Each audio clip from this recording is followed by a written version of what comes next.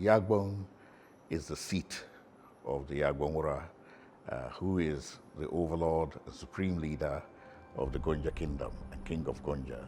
He presides over the many paramount chiefs that are there and the divisions both from east all the way up to west, which comprise the biggest landmass in terms of state kingdom, traditional kingdom in Ghana.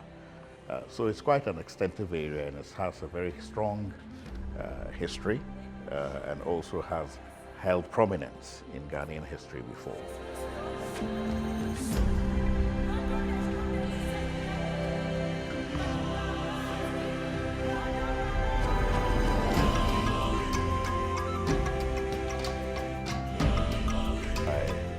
Yagbonwura Bikinito tasked us with the job of redesigning and building a new Jakpa complex that would be befitting of the status of Yagbonwura's residence. The final design had 5 main buildings, which was the Yagbon residence proper, and then the household courtyard, and then a museum, a royal museum, that would capture many of the features of the different peoples of Savannah region, not just the Gonjas, and their history and how they've come to be, what our arts and crafts are, a cultural exhibition of their arts and crafts and what have you. We had also the VVIP lounge, where in the event of having state occasions there, when the president or other people of similar importance visit, they can at least encamp them there to take their refreshments before they walk out onto the VVIP pavilion, and then proceed to visit and greet people and then greet the Yagbonwura himself. So all those were things that used to be set up temporarily any time there was a state event. But now we wanted to include them permanently as a feature of a multi-purpose complex that would have all these features in it. Of course, it would also have an administrative block that would house a foundation and all those things as well. For a while, despite all our best efforts, the project kind of languished a little bit until His Excellency John Dramani Mahama stepped in as the son of the soil to take on the Yagbon residence as his sole contribution to the palace complex. So he would finance and build.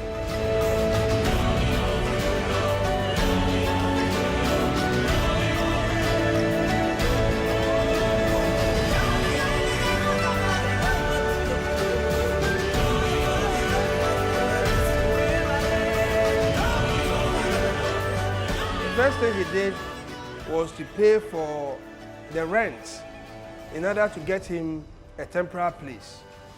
And subsequently, he decided that instead of renovating the dilapidated structure, he thought it wise to build a magnificent facility like we are seeing today.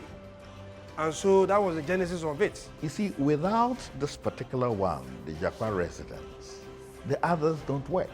The Jakpa residence is the foundation of the palace complex as we envision it. And in fact, this would be the first time that any other buildings other than the residence are being considered. We need to applaud His Excellency John Dramani Mahama. This is the first of its kind where a son of Gonjaland, donated such a magnificent structure to his people. And this legacy, in my opinion, will remain one of the best legacies forever. I want to thank the good people of Gonjaland for the cooperation and for the contractor who has been able to do this. A young contractor, I want to thank him for this beautiful work that he has done. An aspect of it which needs to be emphasized here is the way His Excellency trusted a young man with such an important project, which would be glaring in the eyes of everybody if it went wrong. To have that level of trust and confidence in a young person for something that is going to reflect so much on you says a lot. So it means that it's not just a one-off. Maybe it is a style of doing things to try and build up the youth and up to the level where he has this degree of confidence in them. So I think it's an additional, what would I say, a feather in his cap for trusting a young person to deliver. But more importantly too, it is also a feather in the cap for the youth that one of their own has been able to deliver under such intense pressure. And I think that he has to be highly commended for his work.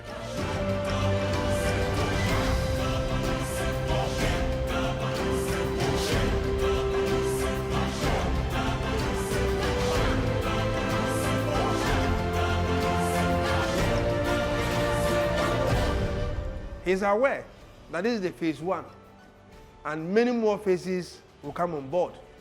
I can tell you, he's preparing to come and add more. We need to help him. We need to make him proud so that we can ask for many more gifts like this. This responsibility was not one person's responsibility. It was given to us in our generation to demonstrate what we can also do to uplift Yangon and give it its due place in contemporary times. The fact that His Excellency has undertaken this first project, I think gives a lot of leverage to try and get the rest of it completed. But it also emphasizes the level of commitment that he has demonstrated to be able to complete this within this particular period and within this very short time, and also being true to the concept and design of the project, and working in a collective way in unison with the rest of us to ensure that we all brought our best attributes together to turn this into a reality. So I would say that he has done very well. He has demonstrated a high level of commitment to Gonja, and I believe that Gonjas will also demonstrate a high level of commitment to him.